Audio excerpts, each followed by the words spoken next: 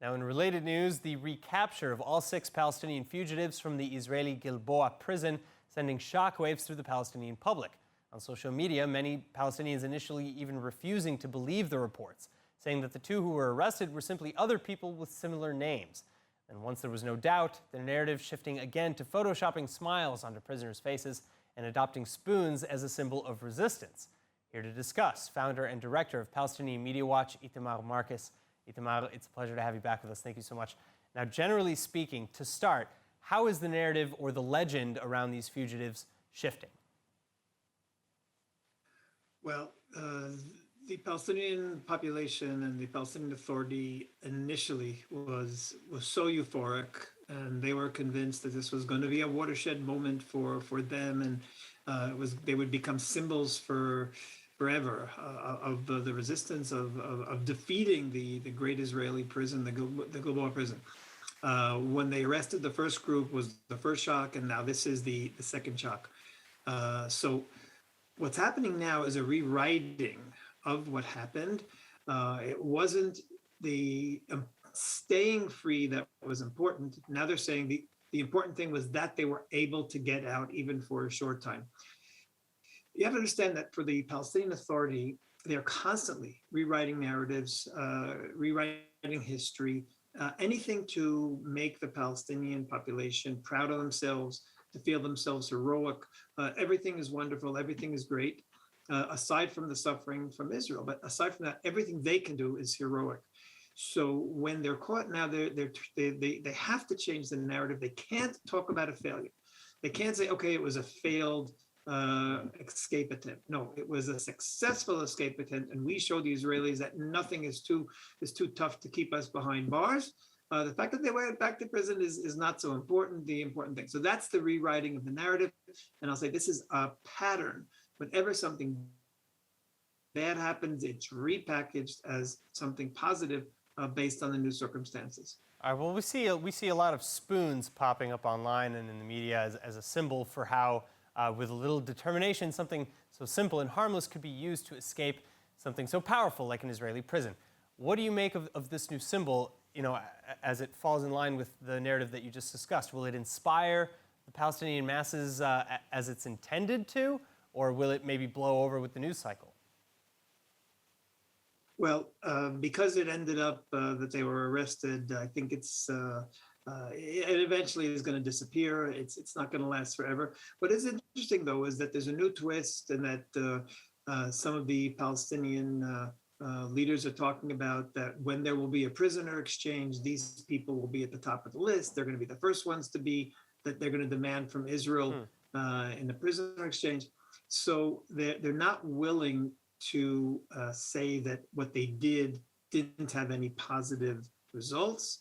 They're saying now that it had positive results, at least for them. They're going to eventually be released. And in fact, one of the statements from an Islamic Jihad leader was, we have Israeli prisoners, and we can, I think, so the implication is they're now going to use the Israeli prisoners that they have as bargaining chips for the release of these 6 people.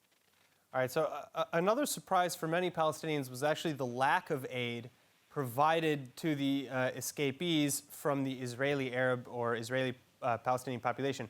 Has anything changed since the supposed rift was first torn open with the first couple of arrests?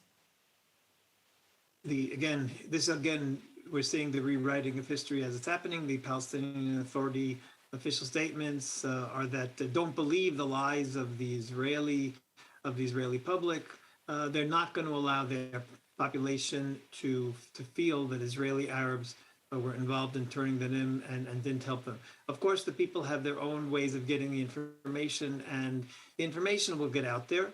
But for the Palestinian Authority, their message is the Palestinian people are united within the occupied 1948 territories, meaning Israel, and when the more recently occupied territories in '67, they're all united. They're one people. They'll all help each other.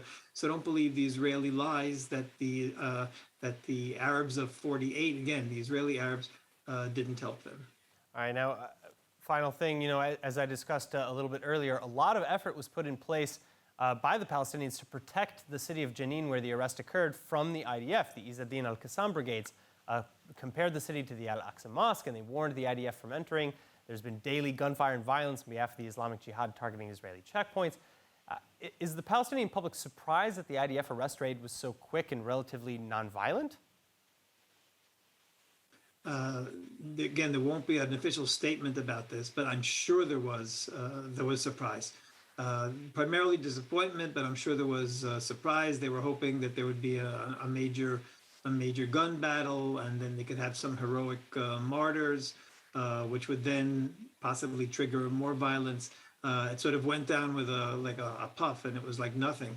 So I'm sure there's tremendous disappointment in the Palestinian street, especially since it was built up that there's going to be this major event.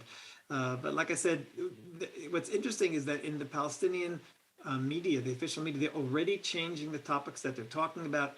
Now they're, so that, in other words, this didn't really work out as good as they wanted, so they're not going to harp on this. So they went to the next topic. So there have been a number of articles already about the Sabra and Shatila massacre. This is around the anniversary of the Sabra and Shatila massacre. There was an article today blaming Israel for the massacre. Israel did the massacre.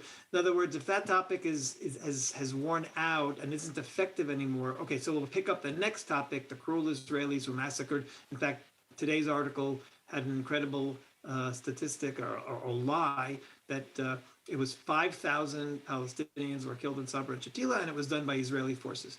So you have two, total lies there. The number was probably in the hundreds. And Israel, of course, had nothing to do with killing of anyone. There was possibly negligence on Israel's part. So again, the Palestinian official media and the Palestinian leadership is not going to harp on this failure. They'll immediately go to new topics and continue to promote their messages, both victimhood, Israelis are killing us, as well as heroism on the part of Palestinians, whatever the next topic may be. All right, Itamar Marcus, thank you so much for joining us. You're very welcome.